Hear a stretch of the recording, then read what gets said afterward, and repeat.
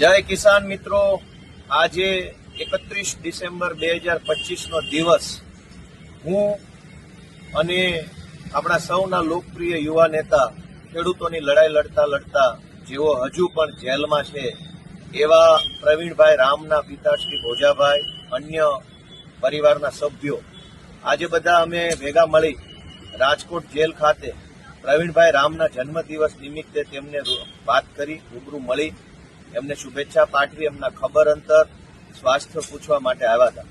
શરૂઆતમાં અમે અહીંયા મેઇન ગેટ ઉપર ફોર્મ ભર્યું, બધી વિગત આપી, તો અમને મેઇન ગેટથી જવા દીધા, ફોર્મ ભરી લીધું, સ્વીકારી લીધું, અમને વેઇટિંગમાં બેસાડ્યા.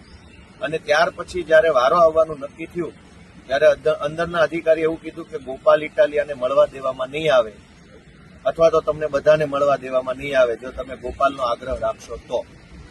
ત્યાર પછી મેં ઘણી ચર્ચા કરી કે મને કેમ નહીં મળવા દેવામાં આવે, કયા નિયમ, કયો કાયદો, કઈ જોગવાઈ, પ્રિઝન એક્ટ એટલે કે જેલનો કાયદો બનેલો છે અને કઈ શું જોગવાઈ છે.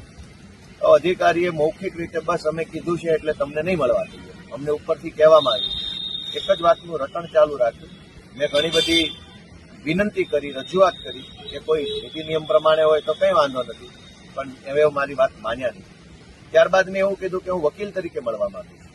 તો એમણે કીધું કે તમે નહીં મળી શકો, એ તો અમે નક્કી કરશું કયા વકીલ મળશે. સામાન્ય રીતે નિયમ એવો હોય છે કે કોઈ પણ XYZ વકીલ જેલની અંદર રહેલા કેદીને મળી શકે, કારણ કે વકીલ અને કેદીની મુલાકાતનો ઉદ્દેશ્ય લીગલ સલાહ, સૂચન, માર્ગદર્શનનો હોય છે. એવું જરૂરી નથી કે જે વકીલ કેસમાં હોય એ જ વકીલ મળી શકે, કેમ કે સલાહ તો કોઈ પણ વકીલ પાસે જ લઈ શકાય. એટલે પ્રવીણભાઈના કેસમાં વકીલ ગોપાલ હોય કે ન હોય, પણ પ્રવીણભાઈને જો ગોપાલ નામના વકીલ પાસેથી સલાહ સૂચન લેવી હોય તો પ્રવીણભાઈ અને ગોપાલ મળી શકે છે, આવો નિયમ. પરંતુ એમાં પણ જેલના અધિકારીએ મનમાની કરી. એક બાજુ ખેડૂતોની લડાઈ લડનારા લોકો જેલમાં છે. જૂનાગઢ જિલ્લા આમ આદમી પાર્ટીના પ્રમુખ હરેશભાઈ સાવલિયા અત્યારે ખેડૂતોની લડાઈ લડતા હતા તો એમના ઉપર ખોટી એટ્રોસિટી અને છેડતીની ફરિયાદ કરી જેલમાં પૂર્યા.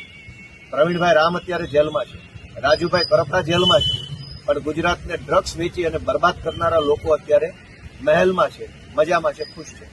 દારૂ વેચનારા, શિક્ષણ વેચનારા, આરોગ્ય વેચનારા, હલકી કક્ષાની દવા વેચનારા, કૌભાંડ કરનારા બધા જ લોકો બિંદાસ ફરે છે, પણ ખેડૂતોની લડાઈ લડનારા લોકો જેલમાં છે.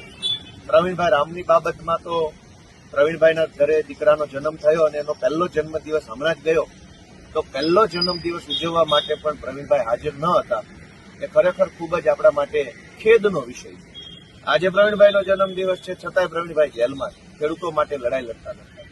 રાજુભાઈ કરપડા, આપણા લોકપ્રિય ખેડૂત આગેવાન, અત્યારે આ જેલમાં છે. અમને મળવા દેવાની ના પાડવામાં આવે છે. ગુંડાઓ, બુટલેગરો, ભાજપના લફંગાઓ બધું જ કરી શકે, પણ એક વકીલ ગોપાલ ઇટાલિયા જેલમાં પ્રવીણ રામને મળી શકતો નથી.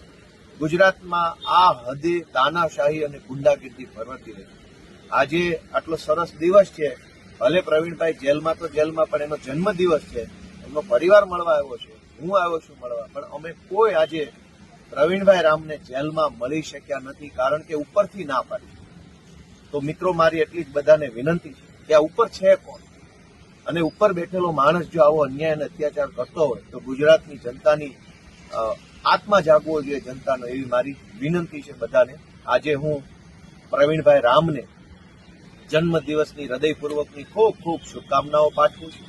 અને આ જેલમાં રહેલા પ્રવીણભાઈ રામ, રાજુભાઈ કરપડા, રમેશભાઈ મેર સહિત જે કંઈ ખેડૂત આગેવાનો છે એમને ભગવાન ખૂબ બળ આપે, ખૂબ શક્તિ આપે અને માતાજી એમની લડાઈને સફળ બનાવે એવી પ્રાર્થના કરું છું. અને એમની સાથે અમે ખભે ખભો મિલાવી અને સમગ્ર આમ આદમી પાર્ટી એમની સાથે છે એવી હું આજે ખાતરી આપું છું. સૌને મારા નમસ્કાર. જય કિસાન.